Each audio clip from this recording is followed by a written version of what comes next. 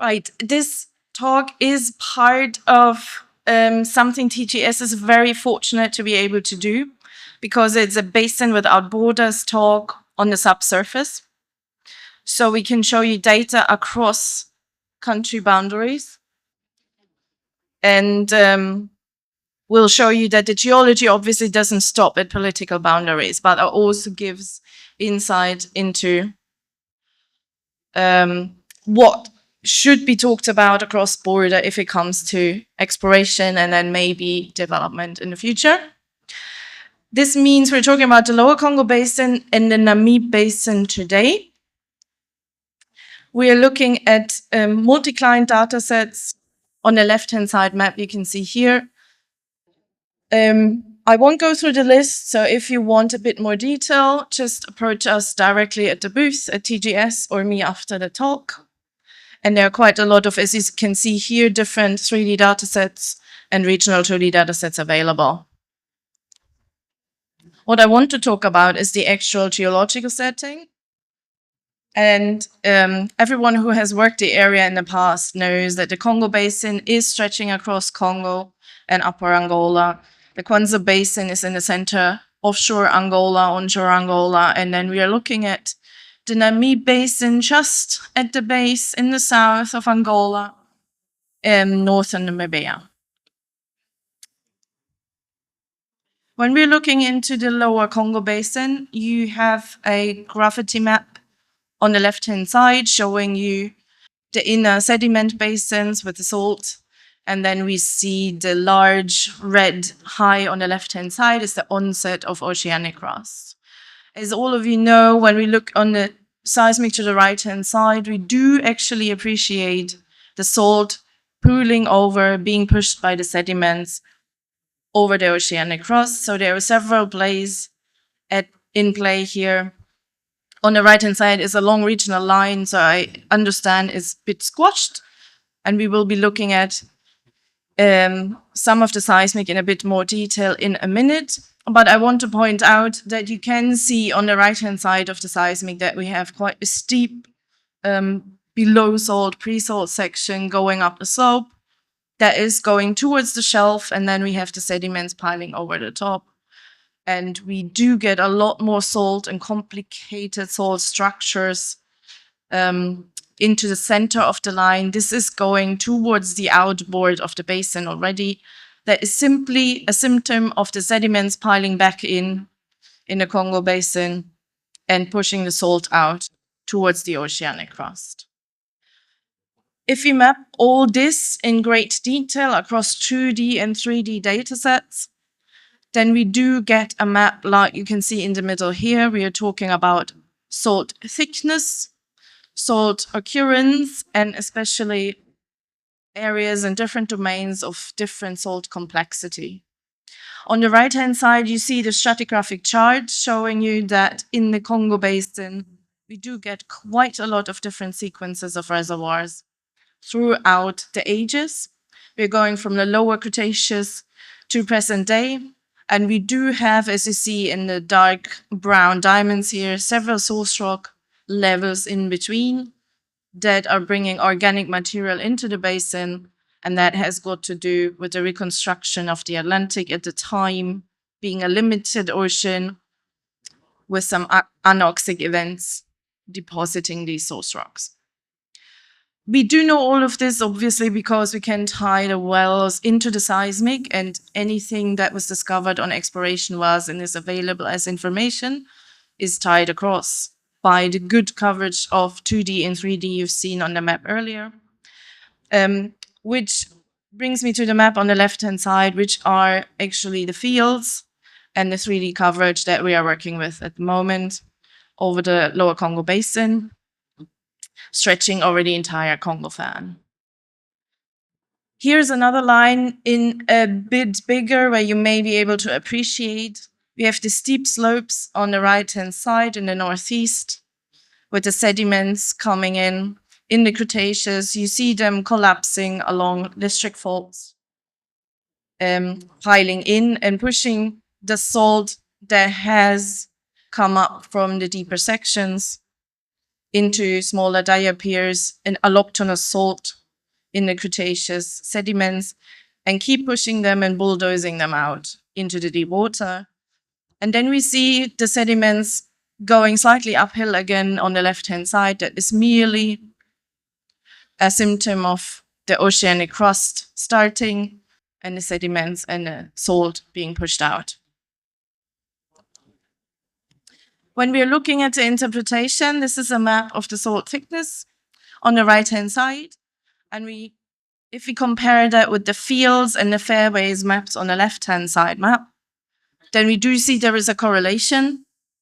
This correlation does not necessarily depict the presence of oil and gas in the reservoir and the targets, but it does depict where successfully reservoirs, oil and gas in reservoirs have been drilled. And that is also a equation, a function of image.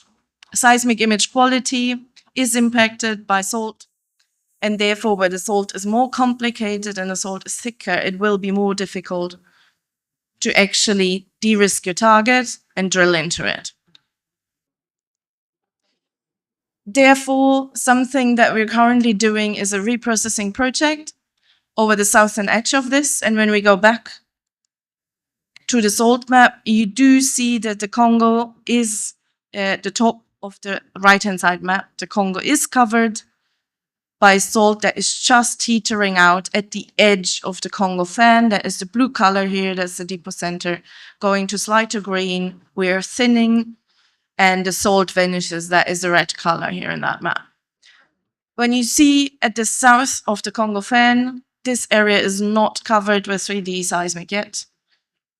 And that's what we're trying to do here with new acquisition and reprocessing over the exact same situation south of the Congo fan, where the salt is less complicated and thin, to image the pre-salt to be able to de-risk some of our targets. Early images out from the Congo Basin data. This is a reprocessed depth stack. And you can see we do recover quite a lot of amplitude and events underneath the salt. And when we zoom into another line, we do realize that there is quite a lot of sediment and reservoir targets above the salt, which is good news because all the smaller general features you can see here are systems that can be mapped that are not impacted by the imaging through the salt and the complications in the processing. We are also continuing the trend where the salt is less complicated and thinner to try to replicate the success in the Congo in the Congo portion of the Congo Basin north of the Congo fan. You see here in purple colors, 3Ds shot wells drilled successfully to reducing fields now. This is the same kind of play we're trying to image for a successful de-risking in the south here. The red outline is a new 3D currently acquired. And on the right-hand side, you see the configuration. This is basically two sources with a pseudo wide azimuth to the side with a second source vessel. I have early images from that acquisition.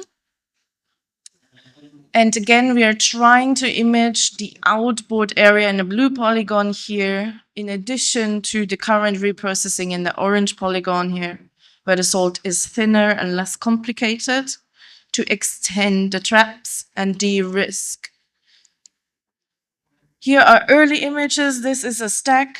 That is the near azimuth stack, 5 to 35 degree offset.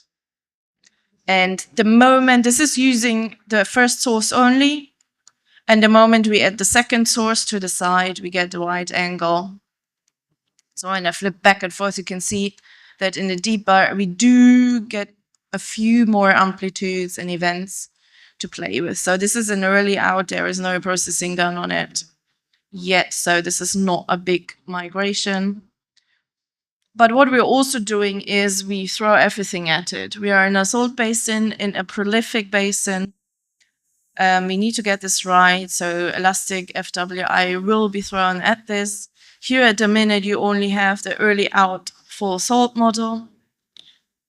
And when you concentrate on some of these polygons, you will see when we have the 4 Hertz elastic FWI thrown at it already, we do get the fault to the left, for example, is imaged a lot sharper. When you follow that to the top, we do get the sediments positioned in the right place over the anticline. The base of the salt in the center of the image is also imaged quite a lot clearer. So already, without having any main processing flow applied to this, we do see that the elastic workflow with the shear wave velocities is going to make a difference in the imaging. This is the maps. Again, to go back, where are we imaging currently? So the red polygon is the new acquisition, and the blue polygon is the reprocessing we're doing at the southern end of the Congo fan. Again, on the central image, you see that we do not have any coverage there. We do not understand the salt thickness complications yet. So we're trying to extend the risking, and then hopefully are lucky enough to get somebody to drill.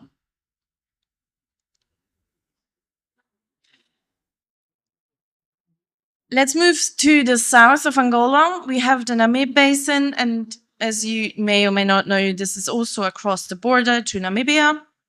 We are looking at a totally different basin here. We are outside of the salt deposition. You see the rough location where that line is located, and you do see a thin rift package on the right-hand side at the lower slope with a classic passive margin sedimentary infill up the pinch out system in the center of the line.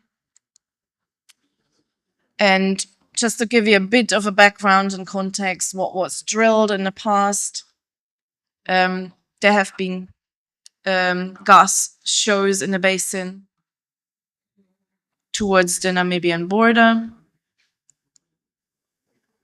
And we have relatively modern 3D covering the area as well. So if you're interested, just get in touch and we can walk you through some of the examples. To give you a sneak peek, it is possible from the wells, or whether commercial discoveries or not, to use the information and map out the source rocks and the reservoirs tagged in the exploration boreholes. And we are quite confident on the reservoir presence in the area, also together with the wells that we have in the northern Namibia. We don't only have source rocks in the area, obviously we can and have mapped out the reservoirs as well. This is on the 3D. You do see quite a big sequence in the center here, in the middle of the column, with a lot of sands coming through the systems, mainly looking at up the pinch out fans on the lower slope basin floor fans that we're mapping here. And just to give you an impression of what the data looks like across the border, you see on the right-hand side the northern part in Angola, and the left-hand side is the southern part in North Namibia. And as we can see, the fans don't stop at the border, surprise, surprise. So it's important to understand the fans on the left-hand side, you can see, are onlapping onto some basement highs in just across the border to southern Angola. And that is obviously the moment a well is drilled in here, we do find a commercial net oil package in the sands. This is going to be a project that needs to be developed across the border. Last but not least, just appreciation of, again, we have the gap. This is the border between Angola and Namibia. On the left-hand side, we're looking at Angola. On the right-hand side, Namibia. These are just some of the fans, channel fan systems that are coming through and have been mapped out. That's all for me. Thank you very much on behalf of these government representatives.